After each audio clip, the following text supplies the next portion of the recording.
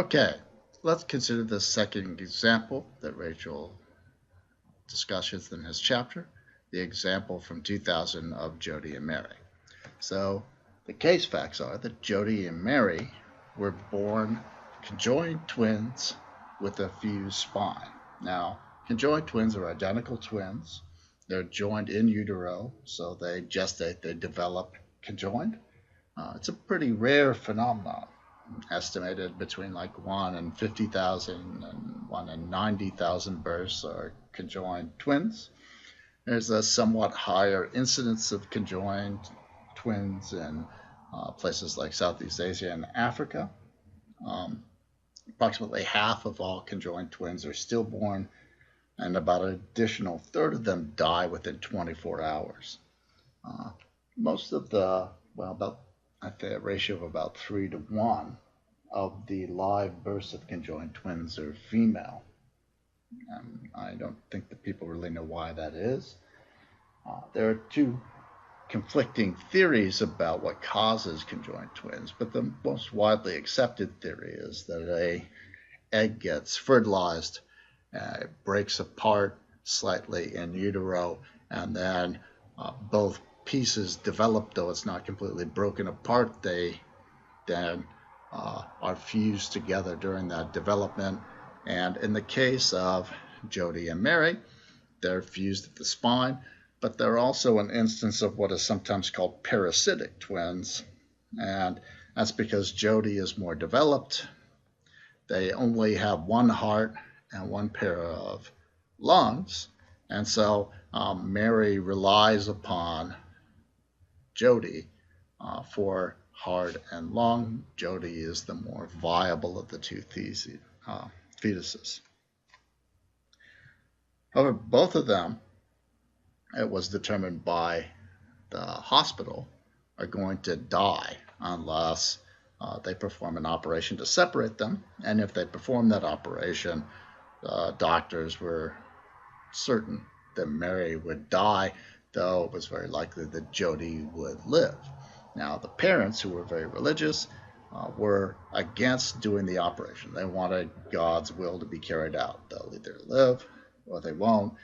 What God wills is what we want to happen. The hospital and the government, however, disagreed with them. The hospital and the government thought that the operation should be performed, that saving Jody should be an action that is morally correct or should be done, even if it results in Mary's death. So our case question then is it right or wrong to separate Mary and Jody in this case? So let's look at the arguments that Rachels offers up. The first argument he offers up is an argument that we should perform that operation. We should separate the twins, despite the fact that Mary will die and Jody will live. And this argument he calls the argument that we should save as many as we can. And the first premise of that argument is a moral principle. And this moral principle says it's always right to save as many people as we can. Okay? And if you just think about it at a sort of superficial level, it seems like a reasonable principle. It's always right to act in a way that saves people. As we'll see, there are concerns about this. All right? But at least at first blush, this seems like a reasonable general moral principle. Then there's a statement about the relevant facts of the case.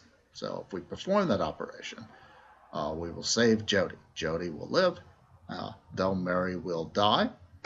And not performing that operation will result in both fetuses dying.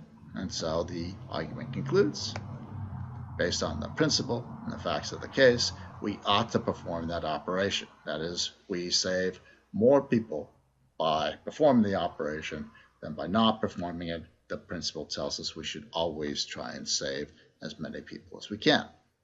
So what's Rachel's evaluation of this case?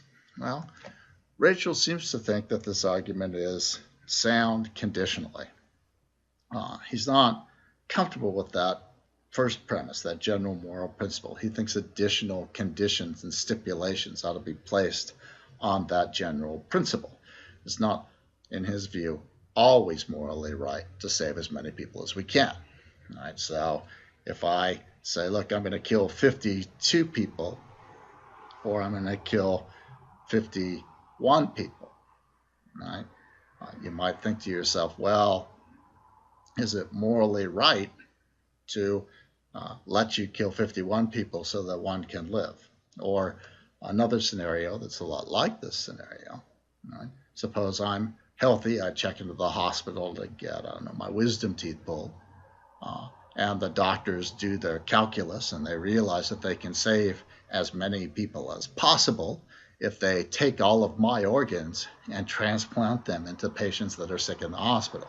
More people will live, even though I will die. This doesn't quite seem right, and this is the sort of concern that Rachel has about this general principle. And so he thinks the argument's a good argument, but we have to put further conditions on it, further conditions on that principle to make it a principle that looks likely to be true or a good reason for our conclusion that we ought to perform that operation. So Rachel is going to accept, I think, a qualified version of that first premise. And we see what qualifications he has in mind when we look at the next argument, where he rejects an argument called the argument from the sanctity of human life. So let's take a look at that argument.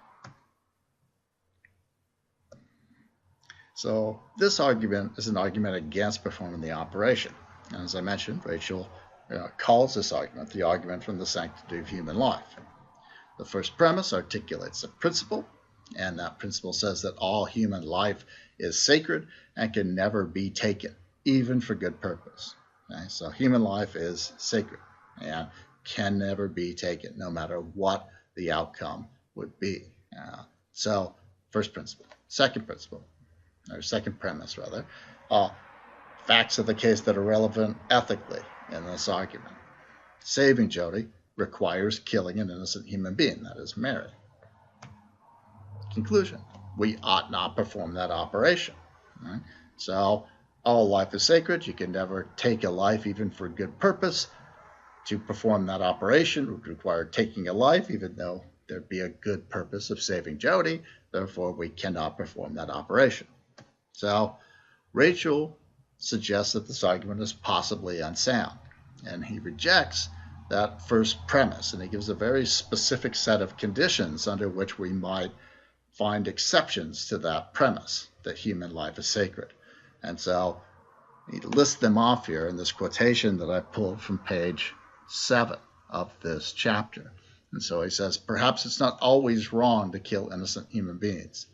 For example, such killings may be right, or we may more cautiously say ethically permissible, when 3 conditions are met. First condition, the innocent human has no future because she's going to die no matter what. Okay, so no future. Second condition, the innocent human has no wish to go on living, perhaps because she has no wishes at all. Okay. Third condition, this killing will save others who can go on to lead full lives. Now he says, look, there are these very circumscribed and very rare set of circumstances where we might violate this principle that all human life is sacred and can never be taken. And then once we see those conditions, we see how you might modify the premise in the first argument to argue that, in fact, you should perform that operation. Okay? So now, in this next segment, we'll look at the next case